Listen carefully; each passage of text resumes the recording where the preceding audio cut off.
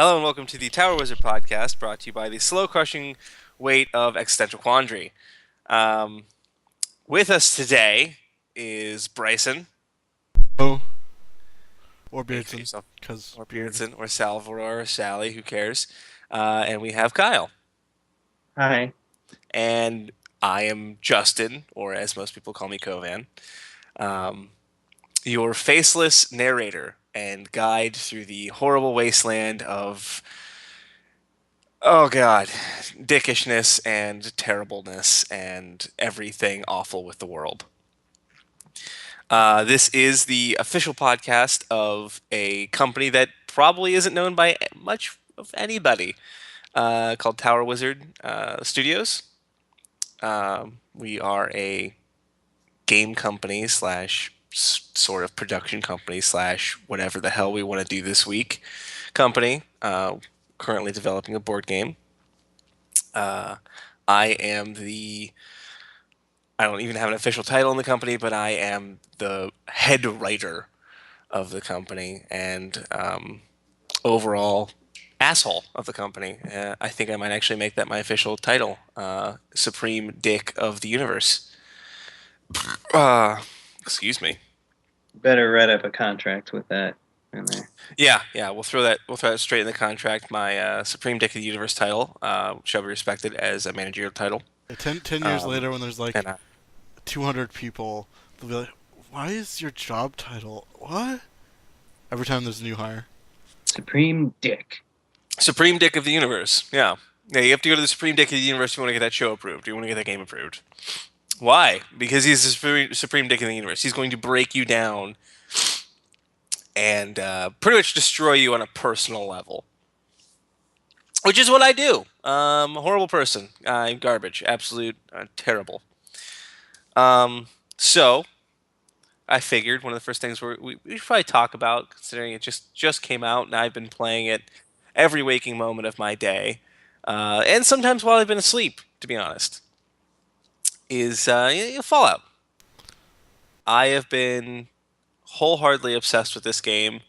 I honestly think it is a testament to game engineering that this game, it blows away any game like it before. Like destroys Skyrim, murders Fallout 3.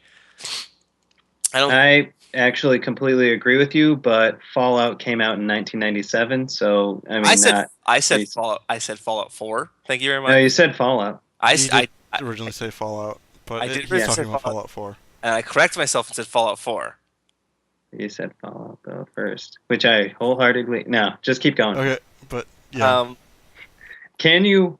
Can so I'm going to just go out on a limb and say you kind of like this game a little bit. Think uh, it's all right. okay, so I'm gonna be blunt. IGN 9 out of 10. It's all right. I would not assign a number to it because I have issues with the game and I couldn't quantify those issues in any sort of real or meaningful way. But I'll put it this way: every Bethesda game, including Morrowind, like I didn't get to play Morrowind with mods, but every Bethesda game that I've played, I feel like I needed to mod the game. yep, Like it, I, it, it I would can get to agree a there. point where I get so bored with the game, or I would find mods that change the game in such a way that it's almost a completely different game, whether it be the visuals, the the sound design, level design, character design, whatever. In Yeah. Fallout 4, I have almost no desire to mod the game. Like I love the game completely as it is. The shooting is actually pretty good. And for Fallout, comparing to Fallout 3 and Fallout New Vegas, Fallout 4 it blows it away. Like I actually feel like I'm playing kind of a shoot. It's not. I'm not gonna compare to like a Call of Duty or an Overwatch or a Destiny or Battlefield or Battlefront or any of those games. Killzone. I don't I play haven't even garbage. played Killzone. I played the original Killzone on like what PS2. Yeah. Yeah, it Yeah, was a PS2. that was it. Like I stopped caring about PlayStation after that. Um, but the shooting controls actually feel kind of tight and good, and I love them. Um, the level design, the entire Wasteland design is actually pretty damn good. Um, and I have almost no desire to like. There's some quality of service, not quality of service, quality of life changes I might make like later on in the game. Like I'm level 41 right now, so I'm getting to the point where I'm just kind of an unstoppable god of destruction because I'm pretty much at the end of the game. Like I've explored probably three quarters to two thirds to three quarters of the wasteland. So I have almost everything in the wasteland explored. I haven't finished the main quest because I don't really finish the main quest in Bethesda games. Wait, sorry. How much of the wasteland did you say? Two Two thirds qu- to three quarters 2/3 to or three It's an quarters. estimation. to 3/4? Okay. Sorry. I thought for some reason I thought you said 2/4. I was Yeah, like, I only have two quarters, four eighths, 8/16. I wish there was an easy way to say that, like a okay, word I could use. Just say, just whatever. No, okay. um, no. So I have a very large portion of the map explored, and the one thing I know I would change is, um, early on in the game, I wish I could craft ammo. Can't craft ammo. Yes, that is something that would be very nice. But it does force me to go, oh, I killed a bunch of these guys that are using this ammo, so I Right. guess I'll be using that weapon for a while. Pretty much it's just like, all right, use the 38 weapon because that's going to be everywhere. Like I've sold off about 2,000 rounds of 30. I basically use 38 caliber rounds as money. It's just extra caps because it's one cap per bullet, and I have them en masse, or en masse or whatever the fuck it is.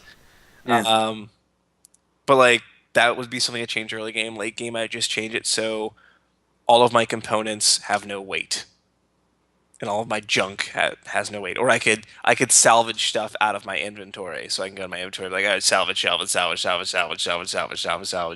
just all sits as junk in my inventory. You can't do that, which again, it's a little quality of life mod. It's like something that doesn't really Someone change the game. actually already So added an ammo mod. I'm sure they did. But I haven't like I realized it when I was like level 30. I was thinking about it. I'm like, oh yeah, shit. One of the reasons why I actually bought this on Xbox instead of bought on the PC is because, well, there's going to be mods in the Xbox, so might as well. They haven't released the mod kit for it yet, but that's going to be next year, and I don't even know if I'm going to come back and play the game next year because I will have completed it so thoroughly by then that I might not come back and do mods. Who knows? It might add something good. It might add some DLC I really care about, but the game is so good on a narrative level. It's difficult. It's challenging in such a way that I don't feel cheated when I die. Usually, unless it's a fucking Deathclaw, and the Deathclaw is like, "Hey, Oh so yeah, the hey, Death but Claws. I just got I just murdered by grabbed one. you and be." Oh god, I've been murdered by so many Deathclaws. Well, Usually, my strategy is either run or pray to God I can literally lay a minefield in front of me and lure it into it, and maybe it'll kill it. Like I'm level 41 now, so I'm just running around in power armor at this point because I have 40 some odd fusion cores saved up, and I'm almost to the point where I have the perk that lets me have twice as long on my. Oh, you're getting fuzzy there, Bryson. never mind. Um, It yeah, doesn't look fuzzy to them though, so that's good. because it's off of my camera. Uh-huh. So Okay. I'm getting I'm getting to the point where I can just be with power all the time. So stuff like regular death claws aren't that scary, but then you have like the better death claws. They're just fucking Harry Death Claws. no, Did they bring those back? no, I don't think so. Because Damn. those that see a lot of the difference between Fallout 1 to Fallout 4 is it's literally a completely different side of the country. Because Well, no. Harry Death Claws were in the Midwest.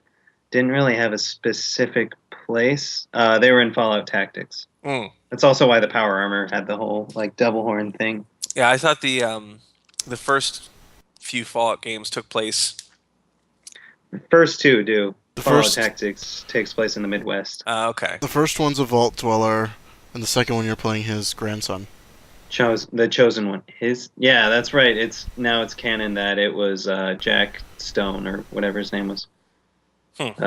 Yeah, there were three different presets that you could choose, and then like Fallout 2 said it's a guy, and they showed his face, I believe. Actually, I think they showed his face in Fallout 3, and it looks remarkably like Jack Stone, who was one of the ones. He was like the balanced one.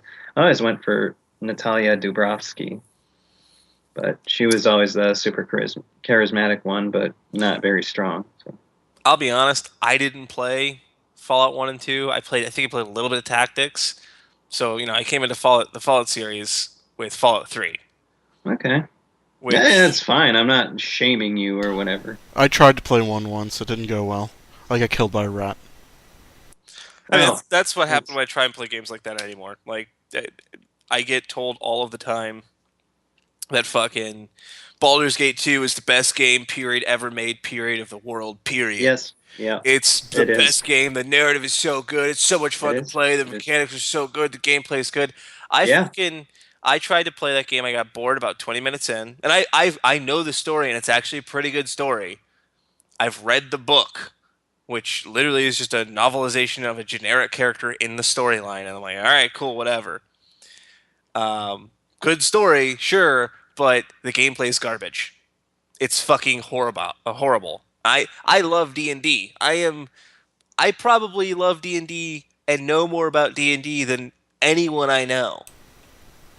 Like, I could probably teach a course on, I don't know, D&D theory at this point. Like, I would take that. I would absolutely love, I love D&D. So, games like Neverwinter, I think I played Neverwinter Nights 1 way back in the day. And I got pretty far in Neverwinter Nights 1. Well, I got about a third of the way through it, I think. And that's the closest I've gotten to a game like Baldur's Gate 2. Like, I tried to go back and play Icewind Dale 2. I died to fucking goblins outside of the town. I mean, granted, apparently they're super challenging anyway, but, then I got past those, and I got into some mountains with some wolves, and the wolves ate me. Like, every game like that, it's just, I'm so far removed from when that was actually a good game that I no longer have any sort of attachment to it. There's no nostalgia factor. There's no institutional memory that says, okay, I know how to do this. I know exactly what to do. I know the tactics and strategy that I can use. Just the game, it doesn't translate anymore. Yeah, I have a few games like that. Although I did put 26 hours, according to Steam, into Baldur's Gate Enhanced Edition. Wow. I haven't even scratched the surface of actually getting anywhere in the game. Right, I love those games. Like basically the isometric view, very role playing game heavy stuff. Like more emphasis on role playing game, less emphasis on the action sort of stuff. I grew up with that. I love them, and so far the only thing I can really think of that's the only series that still does that sort of thing is this one by a little indie company that's existed since the mid '90s called Spiderweb Software. They have one called Abaddon: The Dark Fortress, and it is. So here's where Pillars you're wrong. Of Eternity? You have Pillars of Eternity. Oh, that's right. Yeah, no, I need to play more of that, don't have those. You have Sword Coast Dwarvia. Legends, which I am absolutely. I'll get to the third one, so I can go back to Sword Coast Legends. The third one that does it is whoever the fuck makes Divinity, Beyond Divinity. And there's also Tides of Numenera. If you want a good experience, it's kind of like Baldur's Gate. Play Divinity. Will do. It's not. I get a copy. What the hell is it? I have a copy. A compy. Oh, okay. Sorry, when I talk about desktops, I call them compies. When I talk about laptops, I call them lappies. You have a problem. You legit. I know. I watched way too much Homestar It's okay, Runner. computer. It's okay. What the hell is it called? Beyond Divinity? No, it's not Beyond Divinity. Divinity Original Sin. Divinity Original Sin. Divinity Original Sin. Oh my god, my computer's going insane. Divinity Original Sin's amazing, but I'm actually furious, I'll tell you right now, at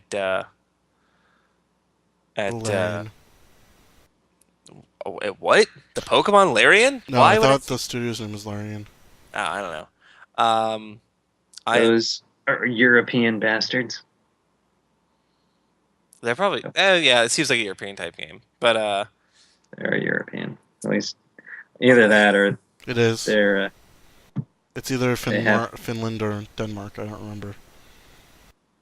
I don't know, somewhere basically the Midwest of Europe. Okay, yeah. I am absolutely furious at Sword Coast Legends. And I'll tell you why. Minsk. No Minsk. I don't give a fuck about Minsk. I really don't care. I I have no. Like, I like Jim Cummings. I absolutely love Jim Cummings. I adore him. I think it's a funny character in concept, but after that, I don't care. To me, Minsk is like the Deadpool of fucking D&D. Yeah. After a while, it's just like, all right, well, we've told the joke, but then you just keep telling me the joke and expecting me to laugh at it. I can't keep laughing at the same joke. Anyway, um, What's wrong with Sword Coast Legends? the problem with Sword Coast Legends is that Wizards of the Coast, all right, they promised when they made D&D Insider, they made D&D 4th edition, that they were going to have an online set of tools where you can craft a dungeon, you can invite your friends, and you can play a game of D&D, kind of like on the tabletop, but you have a virtual tabletop, kind of like 80 other things that have been out there, but it would have actually been sanctioned by Wizards of the Coast. It would have been a real live virtual tabletop with the actual rules already programmed in there, connected to the hub of information that's already in D&D Insider, and you'd be able to import all this stuff from the character creator or from the character builder and oh my god, what the hell are you doing? Tell me more. He's moving Tell his me laptop. more. That's why. And that didn't happen. Essentially, Oh, they made the beta for it. We played the beta for it, Kyle. You actually hosted a game in it. oh yeah, that was supposed to be part of Sword Coast Legends. No, that's what I said. D&D Insider. That was Oh. supposed to be part of D&D Insider when they made 4th edition. They were supposed to have this tool set that you can craft a dungeon and play through a virtual tabletop. Right. Yeah. And then they said not enough people wanted to play it because D&D Insider's $10 a month, and no one wants to pay $10 a month for a glorified character creator and an encyclopedia that you can look up online. Like the D&D Insider was not worth it. It was basically their magazine subscription, but you got some extra stuff. But I barely read. I mean, I read the magazine here and there when there's some interesting articles, usually about game design, or that really is usually about game design or erratas or the future of the company. Like most of the stuff that they would post is like, we're gonna talk about dwarves today. I'm like, I already know what the fuck a dwarf is. Go suck a dwarf dick. I don't give a fuck. I'm paying for this for the services that you offered to give me for the money I'm paying, and they never delivered on it. So I'm like, all right, I got really excited for Sword Coast Legends. Like, oh, Sword Coast Legends, you're gonna be able to play D&D with your friends. I'm like, oh my god, they're doing it. I don't have to sit there and import a bunch of shit in a virtual tabletop and set up a thing that someone can just flip the table on and it's done. I don't have to go find the tabletop or the fantasy tabletop simulator and go to that and sit there and try and import meticulously all of these rules and everything to make my setting work if I wanted to do a homebrew. And even if I don't want to do a homebrew, if I want to homebrew one specific rule, I gotta hope to God the system won't break if I try and change something. If I can change something, I don't have to go find a third-party app. I'm like, I have a thing. I buy it for $30 on Steam. I don't give a fuck. I'll buy 4 copies for my friends, and we'll sit down and fucking play D&D online finally. Because now I live in Texas, and all my friends live in Ohio. Which I'm broadcasting essentially from Texas. I'm recording from Texas, and then live from Texas. Right. And I'm recording in Ohio. Here. They're recording in Ohio. Right. But Sword Coast Legends comes up and it's like, oh, we're gonna promise you this D&D experience. I'm like, oh my god, yes! I am so fucking excited. I've never been more let down by news in my life. Because usually, you guys know, for the audience who may or may not be listening, probably aren't listening, I don't like spoilers, so I don't spoil anything for myself. I rarely watch a trailer for a game. But this one I decided to look because I was too excited. I just needed to know. I wanted to see if they're doing what I wanted them to do. And I've never been so hardly let down or so crushed by the news of something video game related. Basically, all it is Neverwinter Nights / Baldur's Gate 2. Uh, there's a campaign in the game that you can kind of DM and throw a couple additional things in there. There's a campaign you can go through and play with your friends or play by yourself as basically the player character, the player party, and play Baldur's Gate 2. Because it's Sword Coast. You play something in the Sword Coast, or who the fuck cares? They And then you mentioned can have characters DM, from the novels too in one of the videos right? I watched. Because it's Forgotten Realms, and whatever, I don't care. I'll fucking play Forgotten Realms all goddamn day if I can play virtual tabletop, but it's not. It's basically the DM comes in and it's like, this room doesn't have enough enemies. I have points to buy some enemies. I'll throw some extra enemies in here. Oh, I can give them a gold cache. All right, cool. I'll give them a gold or treasure cache, or I'll set up a trap here. I'll set up like it's you're not really telling the story. You're not crafting a D&D game. You're not crafting a tabletop pen and paper game. You are just altering an experience for somebody. Basically, you're just doing the drop-in thing that a bunch of games have now and altering the experience in some way. You're not actually changing it or making an experience for yourself. So I was pissed at the game. But then I know, like, our friend Matt, I showed him that, and he's like, oh my god, I'm so excited. I love Baldur's Gate 2. I'm like, see, that's not, you know, that's not what they're trying to market it as. They're not are marketing it as a spiritual successor to Baldur's Gate 2. They're trying to market it as the next D&D experience. Right. See, I never thought it was anything There's more already than a successor there's to already Baldur's Gate. yeah, there's already a spiritual successor to Baldur's Gate, though. Yeah, you have Dragon Age. Dragon Age. You have Pillars of Eternity. You have Divinity. All the Divinity games. Okay, yeah. So, going back to Fallout, though, yeah. So I in preparation for it, since I don't actually have a good computer or anything that can play Fallout 4, I decided I would hold off on the game and spend my time playing the earlier ones, Fallout 2 in particular, because I already got really far in Fallout 1 and then I had to erase my game. Also, I was stuck. But yeah, Fallout 2 was it's really fun, and it made me realize there's a couple things that are missing from the new Fallout games that were in the older ones. And the biggest, most glaring one, which I'm sure if anyone is listening to this, they're going to disagree with me. I'm sure both of you will disagree with me. The difficulty. Fallout 2 is unreasonably difficult, but it's not like... So as soon as you get out into the wasteland, you'll come across these monsters or psychopaths or something. It'll be like a random event. Mm-hmm. And if you have a high luck, by the way, you'll get a bunch of really fun random events, like a crashed Star Trek shuttle. Yes, I've seen them.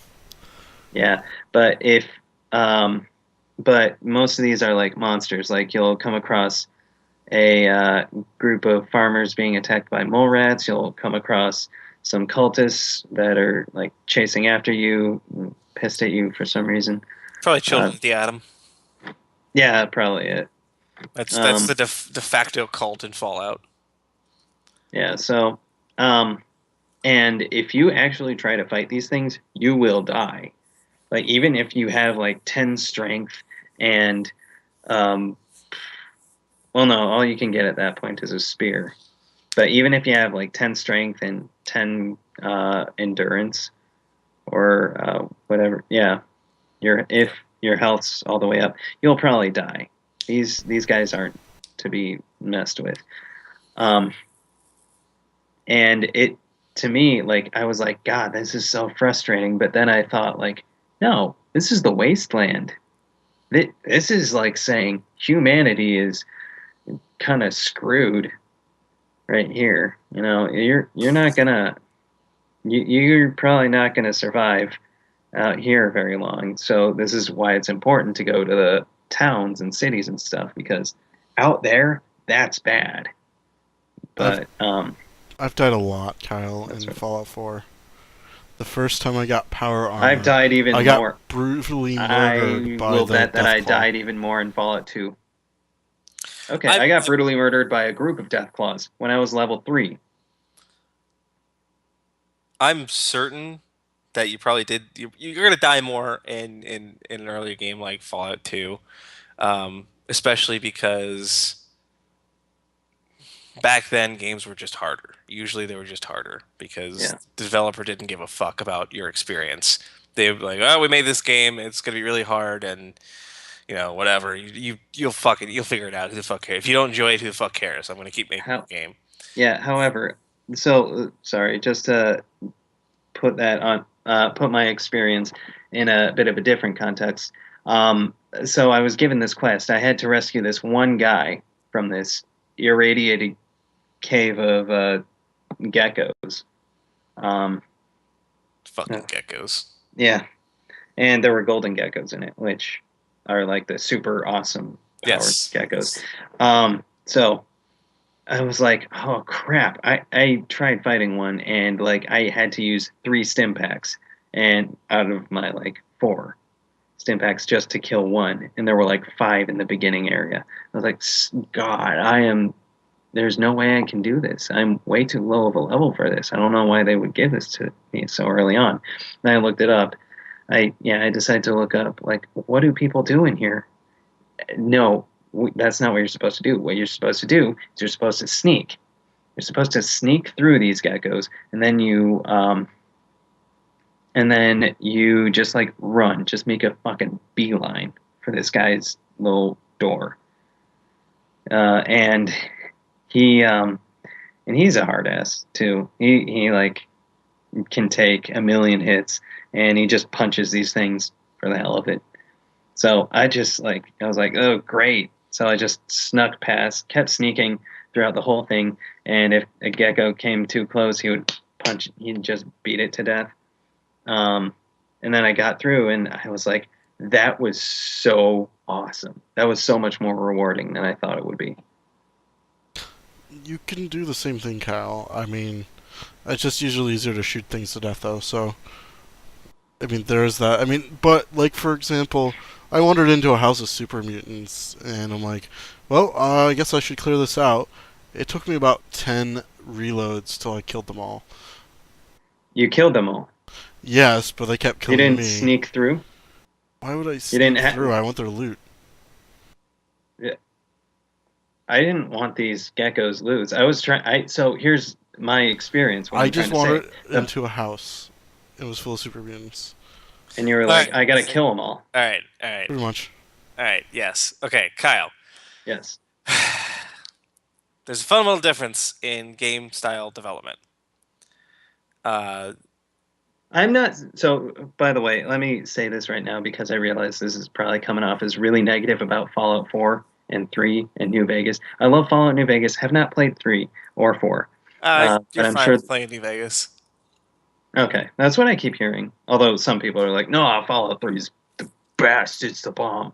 And if you know who I'm impersonating, you probably know who I'm impersonating. But no, I think Fallout New Vegas was fantastic. It was amazing.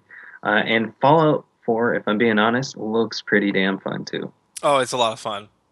Yeah. So It's difficult in a lot of the same ways, but it's not.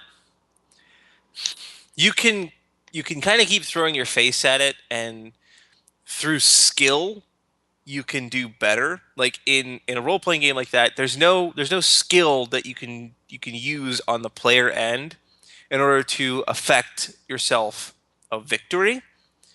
So that already just completely changes the balance of the game.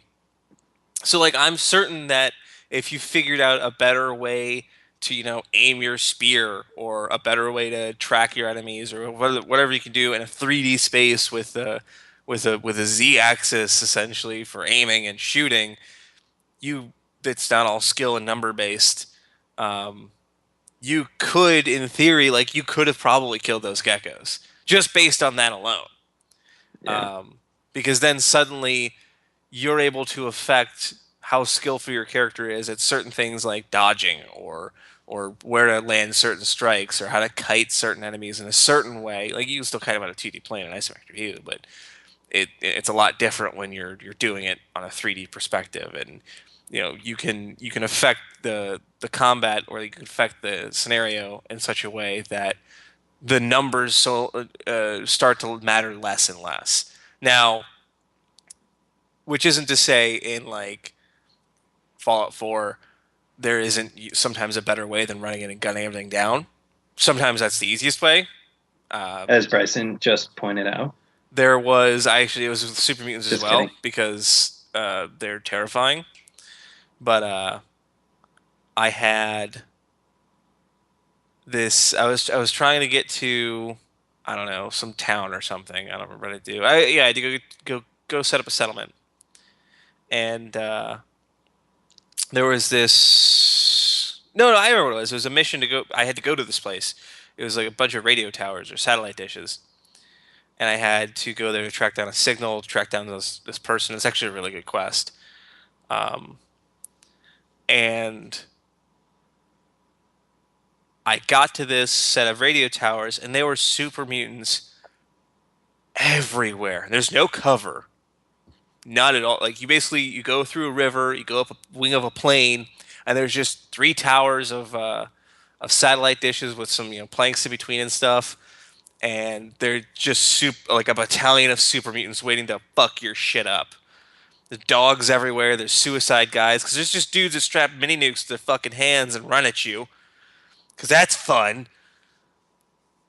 And it got to the Okay. point where like I had to. Eventually, I think I got almost all the way through by kind of sneaking through and trying to take them out one by one and diverting people.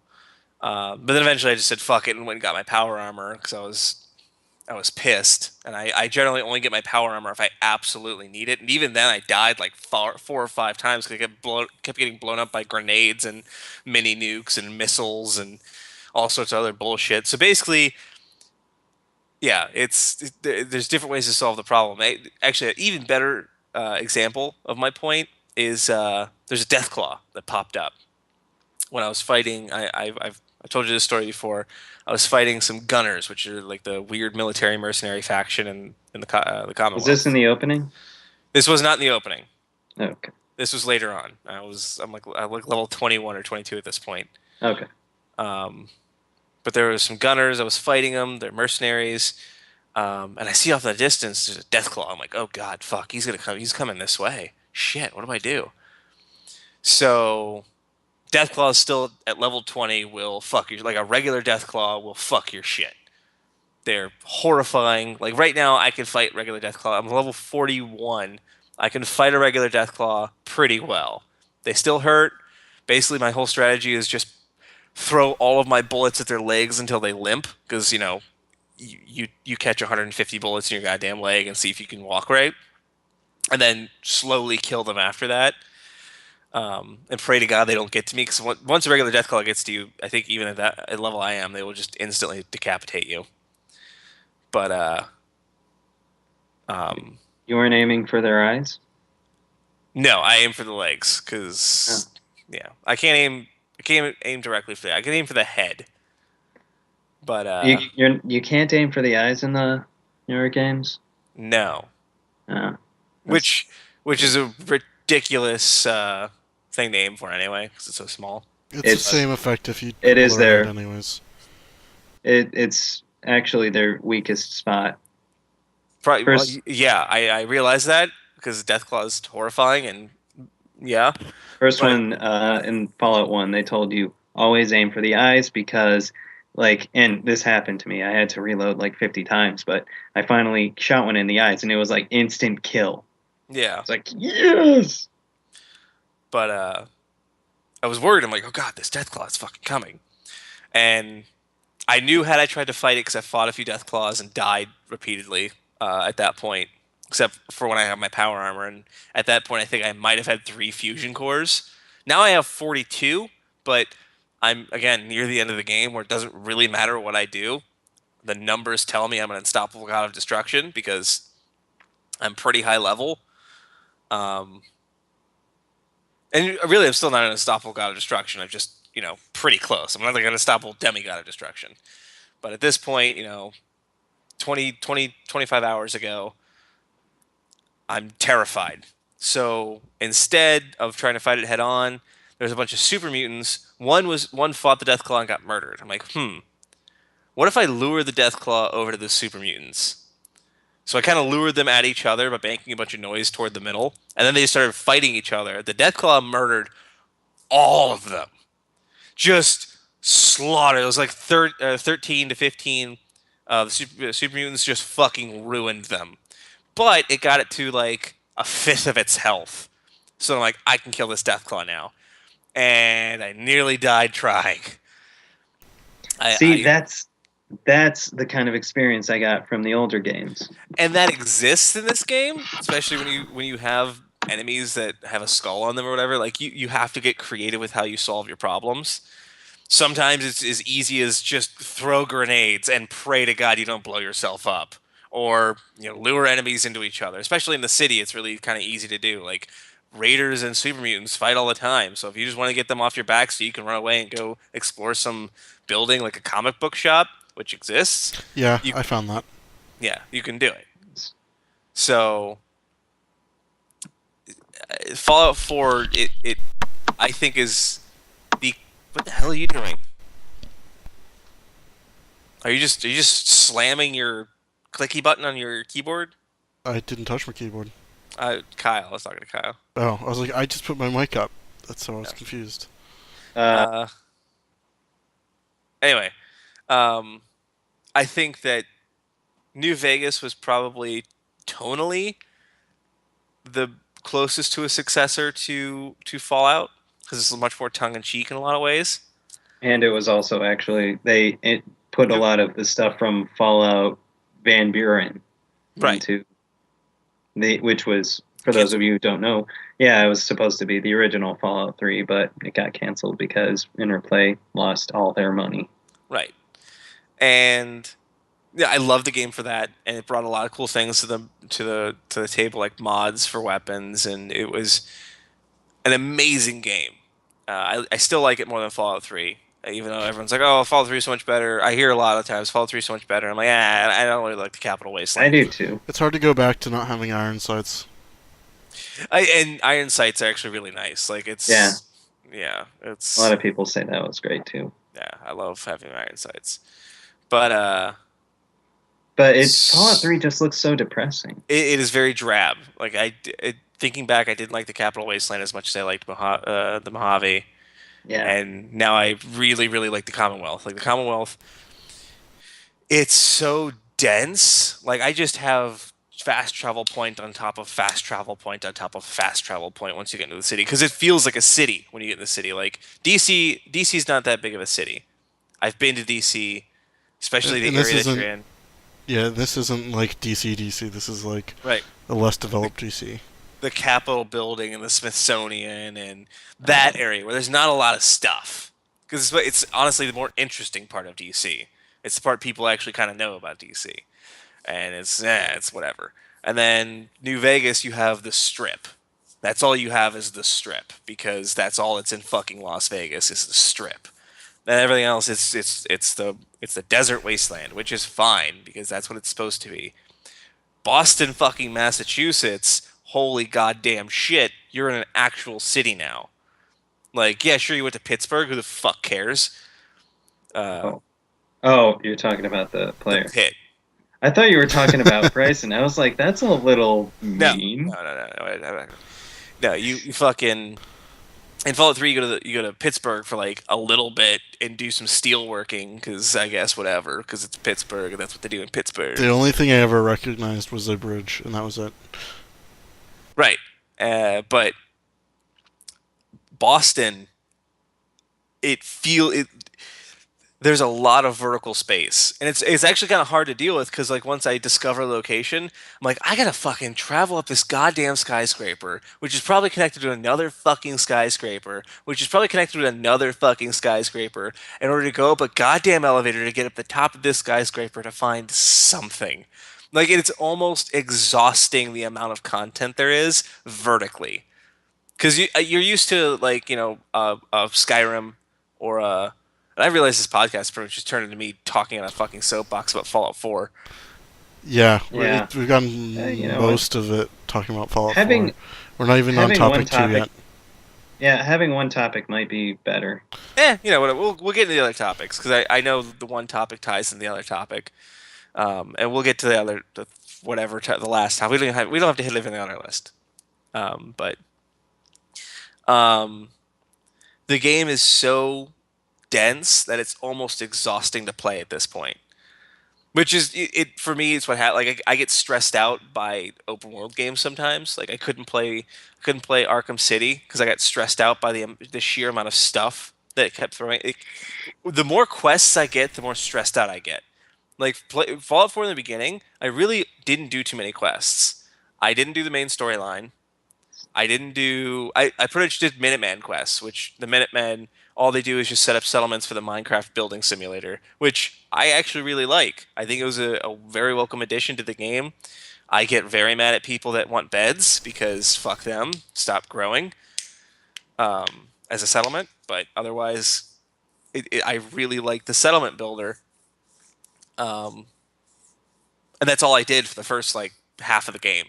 And now I'm finally starting to do quests, and I'm starting to get a little more stressed out by it. But that's It just the way sounds I am. Like I like to explore. Like Morrowind, I didn't do any quests in Morrowind.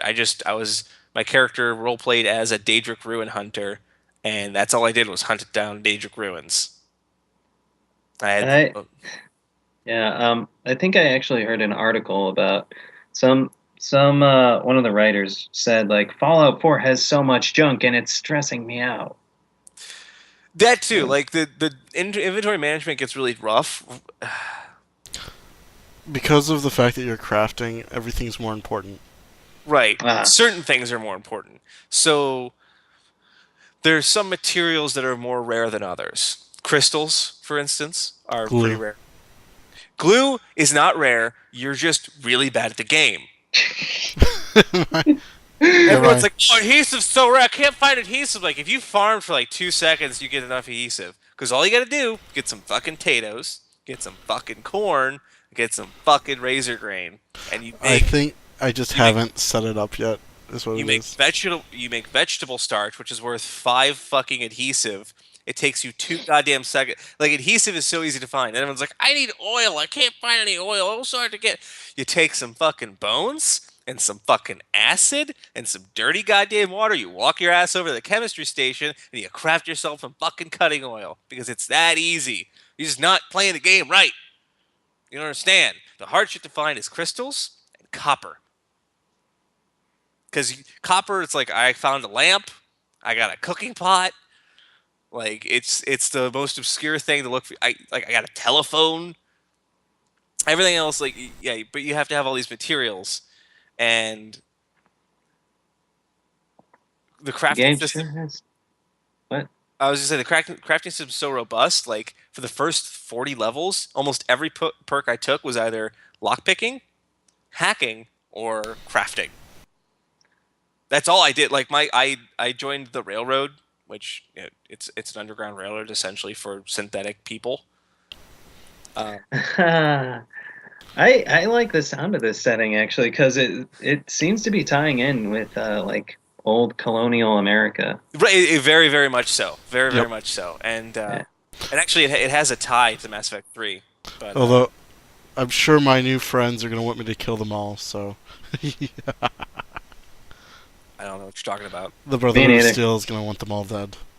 Oh, Oh, okay. yeah, I don't. I've been doing Brotherhood Steel quests, and that's probably gonna be the point where I'm like, wait, what are you asking me to do? Because otherwise, so far they're just having me kill feral ghouls and stuff like that. You can opt not to complete the storyline for the Brotherhood of Steel, or you can. Who cares? Um, you can complete the story for the Railroad. I think it's one of the factions. I'm sad there's not a fuck you all. It's I'm gonna be the best person ever, like in New Vegas, where you're like I can give this robot army to the new, NCR. I can give it to the Legion, or I can have it. Like I'm normally the kind of guy that's like, let's give it to the army. They're gonna do good things for us and whatever. But in Fallout New Vegas, I'm like, you know what? Fuck this. Fuck everyone. Fuck all of you.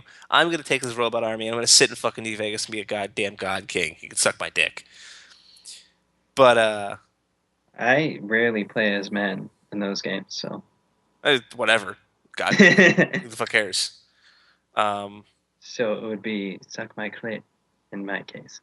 no, if I were a woman, I'd still tell people to suck my dick. I would suck my big old lady dick. So, Um, but yeah, no, everything about Fallout 4 is amazing. Going back to the original thing I was trying to say, it's an awe-inspiring game. Like it really made me realize the robust nature of next gen technology because well, I'm so used to playing games on a computer where you don't see a leap in generation. You just kind of play a game, play a game, play a game, play a game. Okay, I'll upgrade my computer. Play a game, play a game, play a game, play a game, and so many games in since now consoles are so iterative, um, that there are jumps in technology. So that means there's jumps in game design. Um, like I said, it's not something I'm really used to being on the PC because there's no new iterative jump for a PC. It's just this year we released our new card architecture, or this year we released our new CPU architecture. Well, fuck it, I don't need to upgrade to that CPU because my CPU is just as good. Whatever, who cares? Um, and well, since the hardware is so different and everything else, you have a game, it comes out, whatever, and you play it, and you don't realize that it's next gen game, and it's so much more involved and dense and deep than what you've been playing before. And yeah, playing this on an Xbox, it kind of made me realize that. Anyway, what you're saying? So let's sum up yeah. topic one as we both really like it, even though Kovan's a lot farther than me. Oh god, I haven't stopped. I would be playing it right now if I weren't recording this. So this will have to. I guess we'll have to save this for another time. But I know some neat little Fallout facts that I don't think many people bring up nowadays, like the currency. Caps? No, NCR dollars. Oh yeah, the NCR bucks. That was the currency in Fallout 2. Caps, you could find some bottle caps, but they were junk. And the only description you got for them was people used to use this as currency, and Well, people started using them again in Fallout New Vegas caps in New Fallout New Vegas, and I know why, but should probably save that for another time. I also wanted to say one game I really want to play, I want to try, at least with either of you. I don't know if it's 4-player, but yeah, is the Black Sheep of the Fallout family. You guys know what I'm talking about? Fallout Tactics. No, Brotherhood of Steel. Ah, Brother Steel. Okay. Yeah, the PS2 Xbox game. The one I doubt it's that 4-player. substituted. Yeah, it substituted. It. So Ron Perlman's not in it at all. And it substituted the rockabilly singer-song standards, big band, swing, blues stuff. Substituted all of that, all the '50s stuff for Slipknot, Mudvayne, Nothing Face, I believe, is also in there. And just stuff that was really popular in the early 2000s and is kind of dated now. It swapped out most of that Nuka-Cola with Balls, if you guys remember Balls. Yeah, I remember Balls. Yeah, it's still around. It's just nowhere near as popular as it used to be. Yeah. This is 2002. Right. I like that they have Nuka-Cola Cherry in Fallout 4. They had that in, I believe they had that in Fallout Tactics. I'd never seen them before. Yeah. Yeah, it's, I thought Chris was in 3. I don't remember it. I liked the Quartz, Quantum, Victory, those other ones that are just sort of like obscure names for things. I absolutely love Sunset Sarsaparilla. Oh, yeah. That one was cool, too. Brotherhood of Steel sounds garbage.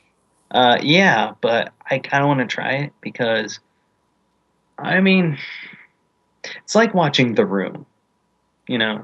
of course it's going to be terrible. You're going to go in with the absolute lowest expectations possible.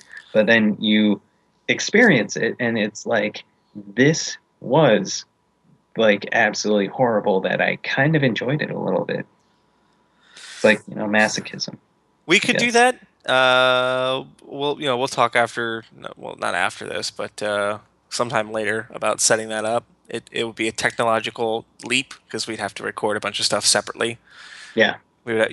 Each one of us would have to record our own audio and our own video. It's somewhere down the line. And then it's just something I would have to tell Bryson, because I don't want to do it, sync all these up. And I'd be like, darn you all. Because I mean, I guess I could edit it, but I'm not as good at it, so, whatever. I'm just, the nameless, faceless host, except I have a name. I have 2 names. But, I'm Supreme Dick of the Universe. But, moving on to next topic. Yeah. So, tying into Fallout, I know you, Kyle, had an interesting post. Yes. Someone I follow on Twitter, Shoe on Head, she's absolutely adorable. Because she wants, like, what seems like the best for people, and that's why she's adorable. But she sometimes just posts just crazy things that people have said, and says, and just, with the caption of like, wow, this is really crazy. One of them happened to be a Steam discussion of why Fallout 4 is extremely homophobic. The ending was something like, "Thank you, Bethesda, for this incredibly homophobic storyline. And here's why. You start off the game as a white, or no, not white. You can change your color. But start off the game as a cisgendered male or female." See, here's the thing about that. Okay, then like 99.99% of the games are also homophobic. Yeah, I agree. But before I even break this down and destroy this person as a human being, I think they're from high school, so don't go easy. I don't have any qualms with removing the gloves and mercilessly beating their soul in. Think of when you were in high school. I was smarter than that.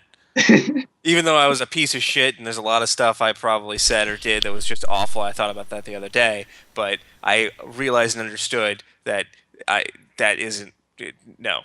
So for those out there who don't know, including myself, explain cisgendered, because I think fucking CIS, I think fucking Star Wars, I think goddamn droids. So can we explain it in the guise of South Park? Because that's the most hilarious way to find out about it. That's how I found out what it meant.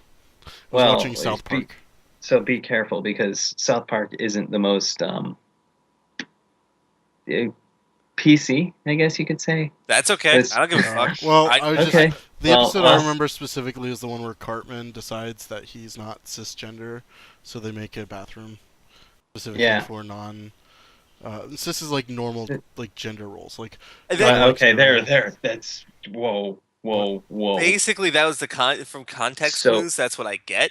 Yes, when you're born, you are told you are a man, or if you have a penis, you're told you're a man. If you have a vagina, you're told you're a woman or female. That's male, female. Yes, so, and you grow up believing this, and that is, and like, you're fine with that. You accept that, like, the doctors told me I am male, I feel male. Or the doctors told me I'm female, I feel female. That's cisgendered. And it's really not good if you say it's normal. Well, okay. As in the normal, like, that thing. Not as if it's like... I have not in the way you're thinking, Kyle. On a philosophical level. I know. But, like, it's still a little bit tricky when, like, people will take it. If this becomes popular, people will take that out of context and destroy you and say, like, oh, this Beardson guy is extremely transphobic. He's a piece of shit. But No, Bryce. I Bryce know, supposed to. I'm a piece of shit. You can call me a piece of shit all you want. I don't give a fuck. You can do and whatever. Fuck cares. I will wholeheartedly accept it because you're whatever. normal right, is but relative.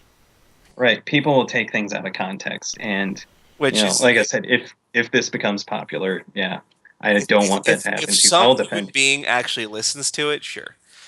Um. So okay, we're gonna start off. First of all, I don't still don't know what cisgender stands for. I know what it It means. doesn't stand for anything. It's I believe it actually came from trans fats. Well, Yeah. cis fat, the non-trans fats, I guess, are called cis fats Okay. in some I sort of I laboratory. I get it now. All right, makes sense. So okay, I'm gonna break this down. First of all, the whole cisgender discussion is a bastardization on normativity to say that basically normal is evil, which is kind of it's not really a tenet of normativity, but it is at the same time. It's to say that the norm is shifting and the norm is fluid and the norm is defined by culture essentially. And so the idea of talk about cisgender and transphobic and all this sort of thing, it makes sense to say, okay, this is cisgendered or this is transphobic, um, if it actually is. So if someone says literally "fuck trans people," that's transphobic. But the idea that something is cisgendered uh, from the start, so like Fallout, where you have a wife and a kid in a role playing game, where that's your character, and you're not necessarily even forced to be that person. You can just ignore it. Um, it's ludicrous because you're not being forced some normative idea or heteronormative idea um, upon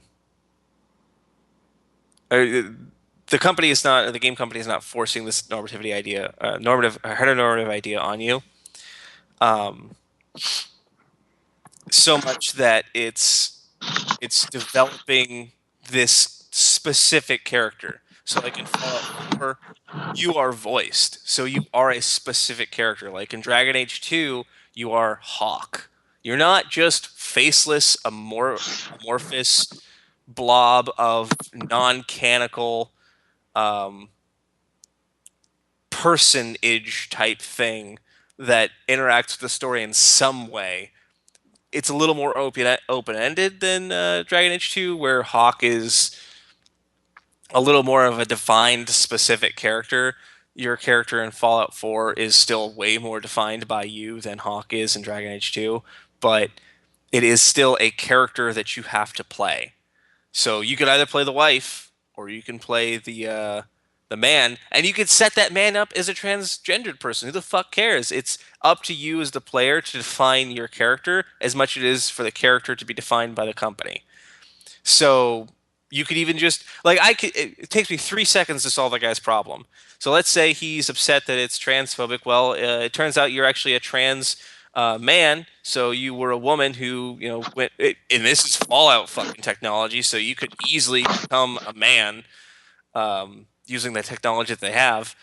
You became a man. You married your wife. You adopted a child, and there you go. Congratulations. Or she did in utero. Oh my god! It took me about 4 fucking seconds to solve this man's problem. So either he is the biggest troll in the universe, he's not that smart, not that creative, or just a terrible human being that likes to shit on other people's products because he has a problem based on his own insecurities.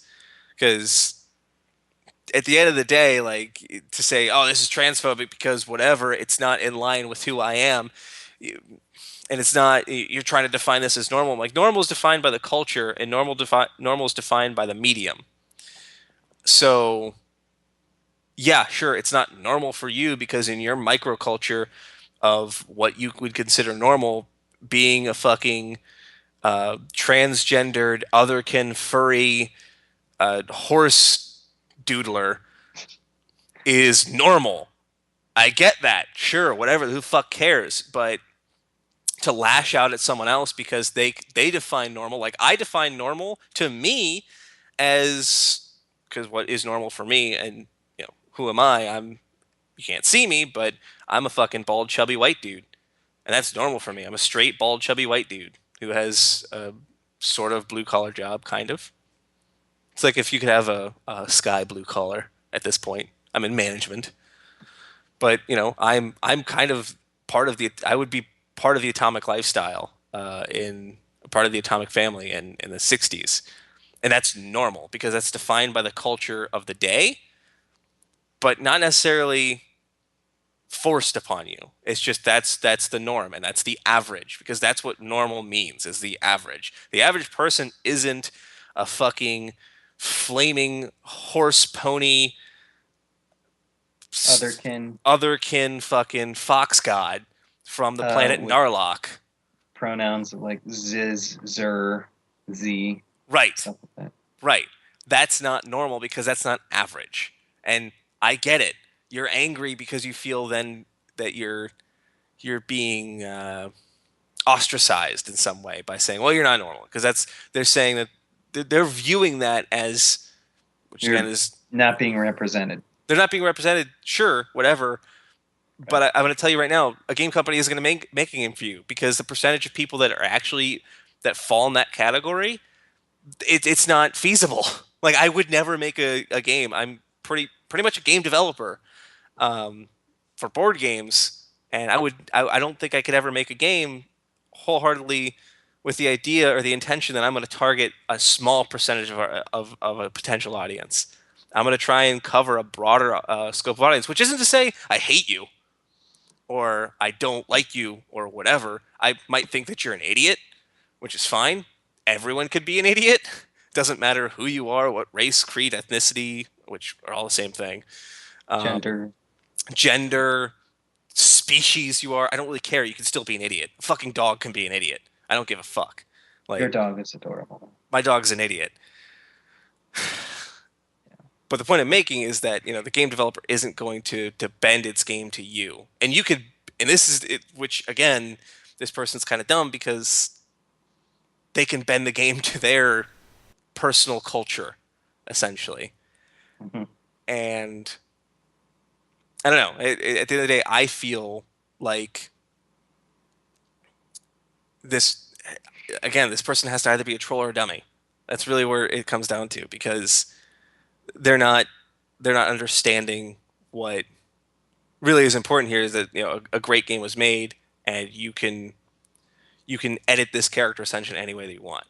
Right. And so there's another person I follow named Dirty Hippie Panda. She's kind of the same way. She's also a huge fan of Fallout 4. But she said, like, to all the people who complain out there about this sort of thing, she said, there is already a game out there for you. It's called The Sims. You can make whatever you want. You can make a man who wears makeup and he's like super fat and wears women's clothing all the time. You can make a woman who dyes her hair neon, also super fat, and doesn't get along with anyone unless they're, also neon hair colored and stuff, wear ridiculous amounts of makeup, things like that. The Sims is your game to do whatever you want. Well, yeah, because the whole idea behind, I think, what this person is calling for is essentially a tabula rasa, which I don't know if you two are familiar with what tabula rasa means. He mentioned that actually in his thing. I remember there was a game called that. That was about it. Okay, he did. He said he was calling for a tabula rasa. I'll try looking this up again. I could basically explain it to you. Tabula rasa means anything goes. That's really the basis definition of it. It's something I learned in debate. I would always ask the judge, like, come from a tabula rasa standpoint, where you're accepting of anything so long as I have proof or evidence. So it's basically of total acceptance regardless of what it is, what you're accepting. And The Sims is essentially a tabula rasa game. You get to make whatever you want, and the game will accept it. That's it. Here's what he said. As I explained in the post you clearly didn't read, it would have been so easy to make the player character a tabula rasa and still have them chase after an infant. And that's the thing. Like, you could make a character that's pretty. I think you could choose women's hairstyles.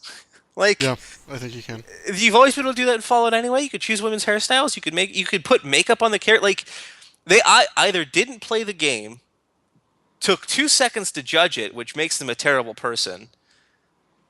Like, pretty much every step of the way, they're invalidated by the facts. The fact Well, is, actually, they played the. It says here that they played the game like, up until the child was taken, and then they like couldn't play it anymore. He Oh, which said, and to that's tell you where the the truth, game really starts. that's where the game really starts. And to tell you the truth, I kind of agree. I didn't really give a fuck that my wife died. I knew her for like 4 seconds. Yeah, I was But like, no. Oh, I don't care. yeah, I'm like, oh, that's really like it was. I was affected on a more broader sense or more vague sense. In that I'm like, that's really kind of depressing. That's really sad. I They will just say made it her this fault. though, it did Everything, hammer whatever. in the whole "I gotta find the kid" thing. Yeah. See, so I went through about 30 hours of the game without giving a fucking And flying fuck about my son. I'm Kyle, just like, I'll get to my son later. And do you I'm like, mind I if gotta find I my son. maybe slightly spoil something for you? Since you've "No, I probably got that." ran into this, Kovan. Mm. I'm gonna go on a limb and guess we didn't come out of there right away. No, no, they already. It's like the second mission in the goddamn game. If you do the storyline, they Yeah, already I told think you. I'm starting Okay, to run into that.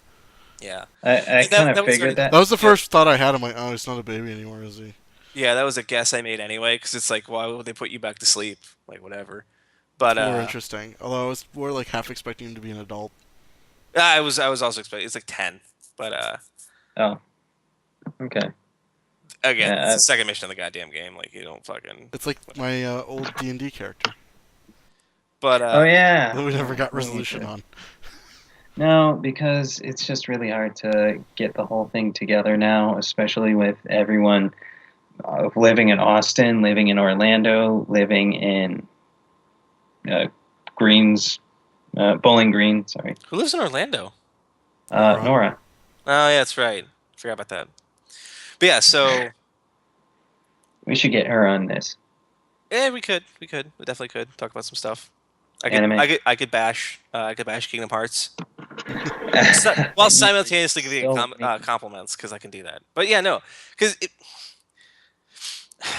really, all in all, like the person is just wrong. They're just wrong. Like in every way, they're wrong. And I totally, for anyone listening to this, I should have even prefaced what I was gonna say. I have no problem if you're transgendered. I have no problem with your fucking otherkin. I don't give a fuck. But it seems like this Tumblr culture, this social justice culture, especially on Tumblr, and I have no problem with the website itself because some funny shit comes out of Tumblr. I've seen it, but on a whole, It's also really good for porn. sure. I don't go on Tumblr. I have a Tumblr that I did nothing with. I'm Kovan the Barbarian. It's just the most badass name ever, but I never cared. I don't care enough about social media to do anything. Like I have a Twitter I don't use. I have a fucking Tumblr I don't use. I have a Facebook I rarely use for anything other than filtering down the people I don't want to talk to into the people who post cat pictures. Those are the only people I really ever see on Facebook. Is people who post cat pictures. That's it. That's all I got. That's all I Well, want. I guess I'm not in that group then. Probably not. Me No, neither. no, I Bryson, you're can't do just there separation. so I can make fun of your atrocious spelling and troll you as hard as possible. That's really about Oh, it. You do that. You do that. Yeah, I'm an asshole. I already accept it. I still don't know why you guys are friends with me, but I'm totally accepting of anyone's lifestyle. You could do whatever the hell you want. I really don't give a shit. Like I really do not care. But again, it seems like this culture is so bent on being upset and offended because either, and this is a guess, really, because I can't. I'm so far removed from their personal culture and who they are as a person and their motives and their way of thinking, and I probably can't. I can only hazard a guess as to why this is, but it's possible that in general, a lot of these people that get this upset because there's probably people out there. I'm a fox spirit sid transgendered otherkin from the planet Zur, and I think that I don't know turtles are super kawaii. Like that person could be a normally well-adjusted, emotionally mature person. Just that's how they feel. That's how they view themselves sexually or gender ways I don't really know how to put it in a PC term because I'm really not a PC person. I'm a nice person, just not PC. Um, but they could be totally well adjusted, totally emotionally mature, whatever. But it seems like the people that get this upset and this outraged and tend to throw it out there, either they're my age and they're not emotionally developed, or they're younger and they're not emotionally developed because they're younger. And they're just lashing out because they think that's a more adult thing to do, to get angry and outraged and go out there and fight the good fight. When really, like, the older I get, the less I care. Like, just, fucking, you want to call me an asshole to my face? Like, yeah, it's fine, whatever. I don't give a fuck. It's all, like, at the end of the day, when I go home and I go drink a beer and play some video games, some dude calling me an asshole, unless it's someone I know who that person I've cared about their opinion about me for a long time, like you guys who have known for got 10 years at least now. At least. Yeah. Like if you were legitimately like you're a fucking asshole, you're a piece of shit and I fucking hate you, like I would be hurt. And that would affect me. But some random person, especially on the internet, saying something offending or offensive to me, like the amount of stuff that actually becomes offensive to me as I get older, it just gets smaller and smaller and smaller, and I'm more and more accepting of whatever. Because at the end of the day, it's not important. That's actually, there's a meme that's started to go around Tumblr and everywhere. It's just called like "This is Jim." It's like either a stick figure of a guy sitting at a computer, or it's just like a stock image of someone sitting at their computer, and it says, "This is Jim. Jim is at his computer. Jim sees something that offends him. Jim turns off his computer and goes on with his life." Or Jim just leaves it alone and moves on with his life. Yeah, that's it. Like, yeah. I could even see something online that I'm like, that's fucking bullshit. Like, we were talking earlier, Sword Coast Legends. Flat Earth. Huh? Flat Earth. I don't know what that. Flat. The Earth is flat. There are people Earth. out there that believe. Yeah, they're fucking retarded. And I'll say that. Like, I'll say it in discussion. But at the end of the day, I don't give a fuck. Like, I'm gonna use the word retarded because it's not offensive to actually. I classify retarded people as stupid people. That's my classification. I'm not gonna ever call someone who's mentally handicapped retarded. Not once, not ever. My uncle is mentally handicapped. I would never call him a retard. I would never do that. When I say retarded, I legitimately mean that you are a fucking idiot. Like, beyond the level of regular idiocy or stupidity, you are just dumb. Like, unbelievably dumb. You are not mentally impaired in any sort of way that would give you a handicap, other than the fact that you're just an idiot. Sorry, so I kept derailing you, though. Back to the... Well, as self-appointed moderator of this podcast right now, we have 7 minutes. I think we've pretty much said everything we can say about that, and that's a good way to leave that topic. I think I had more to say, didn't I? Yeah. Oh, did you? Yeah, I was going to say, this was going like the right direction, I think. Okay, never mind. Like, yeah, you were saying that basically you don't hate transgender at all. Like, not at all. People that get offended on the internet just should stop being offended. You really just, at that point, just get on with your life. It's really okay. I don't lay awake and think about the people that I think are idiots. They don't keep me up at night. They don't stress me out. The things that stress me out are my bills, my goddamn job. Like, those are the things I worry about as an adult, because those are the important things as an adult. And sometimes I worry about, like, fuck, I'm not gonna be like today. I'm not gonna be able to play Fallout. It sucks. It's bumming me out. But I'm not gonna think about some dude in the internet who calls me a fucking faggot. Which, again, I don't really like that word, other than to be used against someone who's just, like Louis C.K. says, being a faggot. Yeah. Like, yeah, like you just quit being a faggot and suck that dick. Exactly. Like, I'm never gonna call a gay person faggot. Like, one of my very good friends' dads is gay, and not once, not ever would I ever call him that term. I'm wholly accepting, and I've actually have a couple of really good friends who are gay. I'm wholeheartedly accepting of not even, I hate the even word lifestyle choice, because it's not a lifestyle choice. It's who they are. I'm totally accepting. That's not a choice. Yeah, Yeah. it's not a choice. I'm wholeheartedly accepting of who they are and their sexuality. That's great. Totally awesome. But again, I use words like that because that's just part of my vernacular. It has nothing to do with hate. I am probably as much of an asshole as I am. I'm an incredibly loving and tolerant person and humble to boot, but Yeah. you can be or do whatever you want, and at the end of the day, it doesn't affect me. So I'm cool with it. It's great, whatever. I'm happy for you. If you find something that makes you happy, go out there and be that thing. That's Right. awesome. I wish I. Ironically, ironically, I think a lot of the people that get offended by things easily on Tumblr and stuff tend to be white and straight. And yeah, it also seems like there's this we have this social justice. Um, my brain just died on the word I'm trying to use. Social, Culture Yeah, it was on just like the Tumblr, where essentially white dudes and white chicks are getting offended for other groups of people. yep, and that's exactly what they're playing out on South Park right now, too. And yeah, so and South Park usually is a pretty good social commentary. I just haven't watched it in like 7 years. It's just This and entire season has been the principal has been replaced by PC principal. PC. That's his name, and he keeps pushing all the politically correct stuff and PC stuff in the most ridiculous way possible. because it's actually really funny. Like I remember the PC discussion back in the '90s.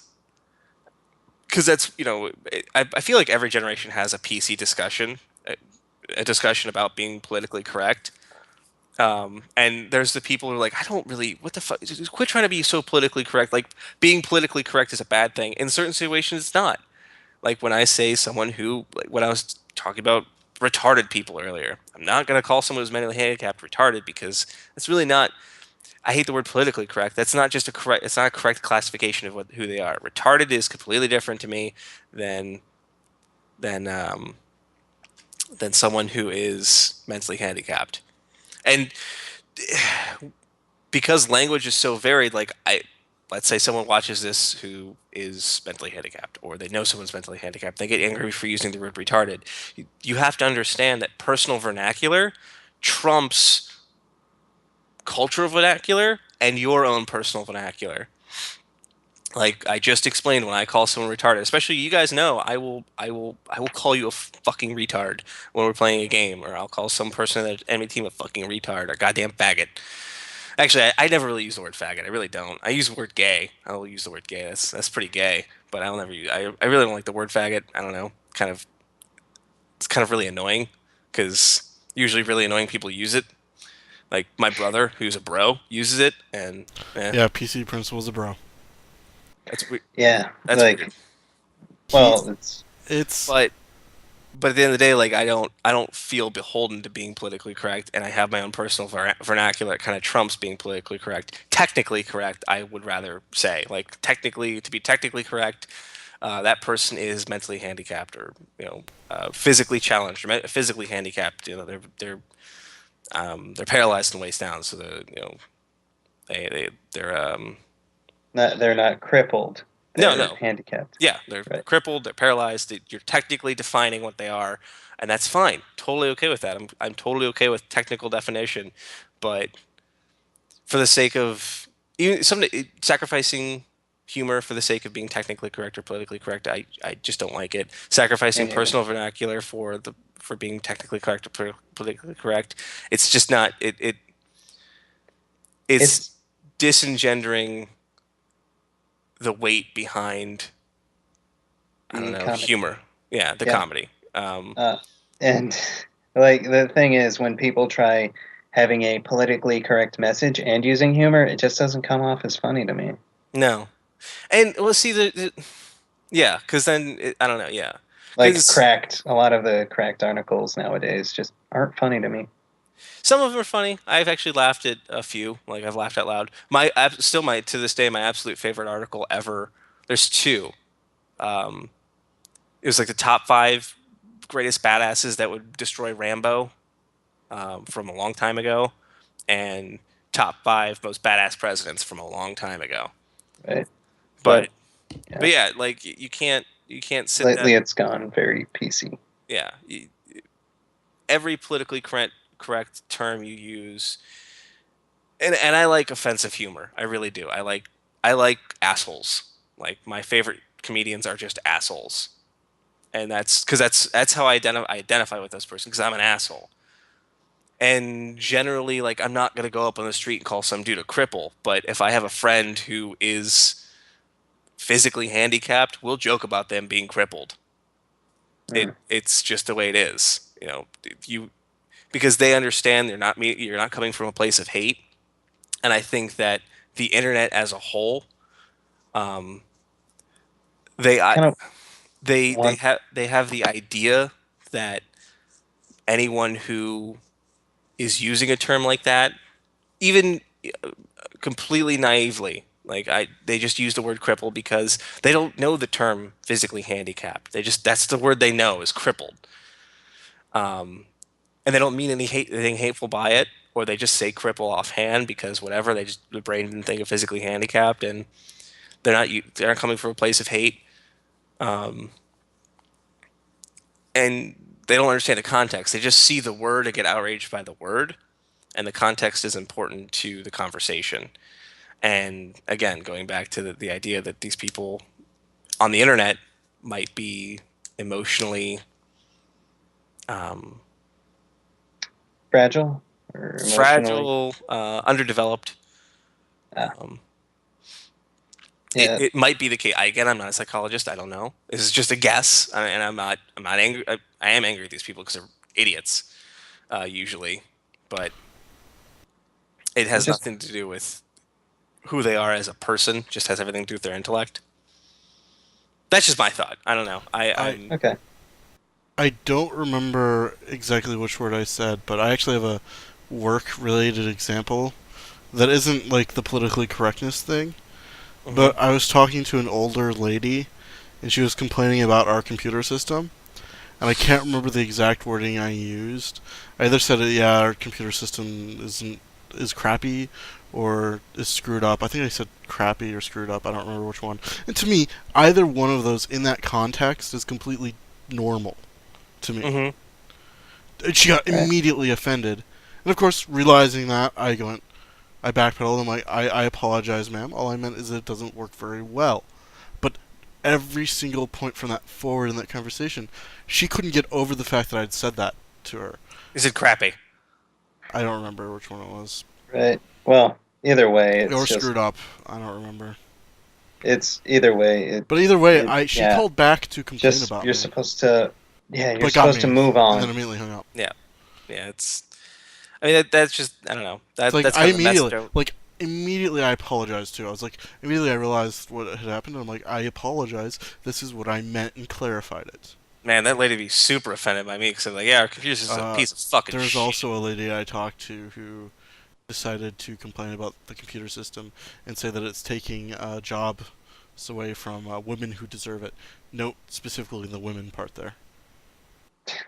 I'm If well. women I, want to go in STEM jobs, they is are more that than welcome to. is that That's is that what is either that woman's being a feminist or she's being sexist? It's actually that's a weird line on that It specific verbiage. it is because she thought the calling people is a woman's job.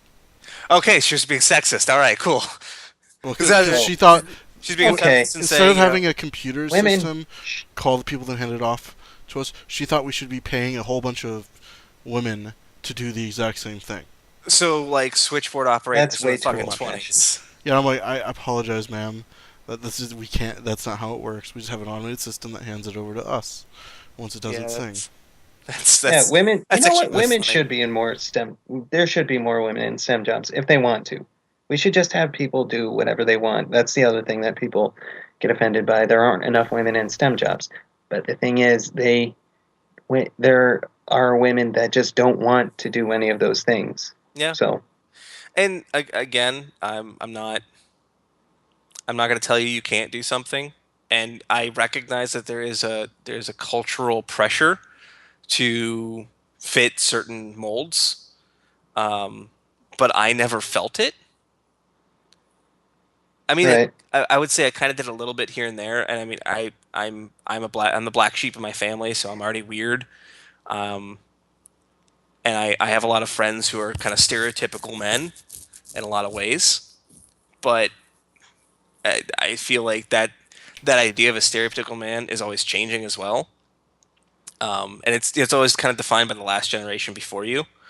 Um, but at the same time, it's blaming the atmosphere for people's inability to, I don't know, kind of govern their own fate or destiny or whatever. It's a little silly. I'm a huge proponent of personal responsibility. So if you didn't do something, it's because you failed to do it. And there's a lot of stuff I didn't do in my life that I totally recognize that I failed to do it and I fucked up, and I might not ever have certain opportunities ever again. And Bryce, we are going to wrap up here soon, so you can edit this, and it won't take Yeah. you 8 years. I'm pretty much pretty wrapping much up. gonna cut off the top of it. That's about it. Yeah. And then set it to render while I go do other stuff. So Um, yeah, just but everyone live your lives. yeah, pretty much. That's Don't- that's that's really what I'm trying to say. Is do whatever you're gonna do. You do you, and the answer to inflammatory language, and the whole conversation I was having before about people who get angry. I'm talking about people who get angry at people who aren't being inflammatory. Like if you have some guy attacking you, like actually bullying you and attacking you personally, um, sometimes it's okay to fight back, whatever. Sometimes it's on the internet. It's okay to just say fuck it. That guy's a loser and an idiot. He doesn't know what the fuck he's talking about. I'll just move on with my life. It seems they'll say cowardly or whatever. Like, yeah, no, it's honestly probably this. It's the best thing you could do. It's incredibly brave, and it shows strength of character to say I'm going to turn the other cheek because this argument, this fight isn't worth it. That's the way I've always thought. It's pacifist. Yeah, and in a verbal way. Yeah, you're kind of a verbal pacifist. Like I like verbal pacifism. I'm not really confrontational. I'm pretty laid back, except for the fact that I'm pretty confrontational and I'm pretty aggressive at the same time. Like Right. but I'm never going to attack a person personally. Um, Ad hominem. right. Uh, but yeah, no, that's just kind of the message I'm putting out there. Like just kind of go with the flow. Don't Yeah. don't let other people define your happiness. Sure, but at the same time, don't attack other people for defining their happiness. If they want to Right. be a cisgendered person, I guess. If they want to be defined by the atmosphere, that's fine. If they don't want to be defined by the atmosphere, that's fine. Just kind of do you. You let other people do what they do, and we'll all get through. Yeah. Rhymed. All right. That's a good point to end. Yep. All right. Join us next week. I'll probably post this either Friday or Saturday. Who knows? But yeah, join us next week. We'll set up a defined schedule for the Tower Wizard podcast. Hopefully next week we'll have the owner of Tower Wizard on here, Scott Busick. His compy's down. Yeah, his computer's down right now, so he couldn't join us. Unfortunately, his computer's fried, which is unfortunate because that's how he arts for us. Because he's also the art man. He just seems to have the most terrible luck. Yeah, computers. his hard drive fried. Oh, hard drive. If he was here, I could have got him up and running in like an hour. Probably. Yeah. That's our tech guy. Well, Yeah, I Bryce mean, I have a is hard drive sitting in sorta here here. that's not actually doing anything. Kyle, you're my connection to everything terrible on the internet. That's really what this is. I troll the internet way too much, and Yeah. it's kind of affecting my friendships. It's poor. Anyway, yeah, join us next week. Probably Friday or Saturday. And probably whatever day I post this will probably be the regular schedule for the podcast. And if you want to find out more information about Tower Wizard, you can go to our Facebook, which is, I'll look up exactly what it is because I don't want to give out the exact wrong thing, and I'll put it in the description. Let's see, it is facebook.com/Tower Wizard. That's all it is. You'll see information a little bit of information about who we are. About who we are, what we're doing, what we're making, and I'll make sure that all the relevant information is there, and I'll of course post this on the Tower Wizard Facebook group. And yeah, I hope to see you next week. All right. Next week. Good night. Good night. Till next time. Yeah. Hello and welcome to the Rooster. Wow. I literally was just listening to the Rooster podcast the other day. Hello and welcome to the Tower Wizard. Were you recording that? Please tell me you were recording Yeah, that. it was. Yeah, it was. Okay, that's gonna be an outtake. Yeah.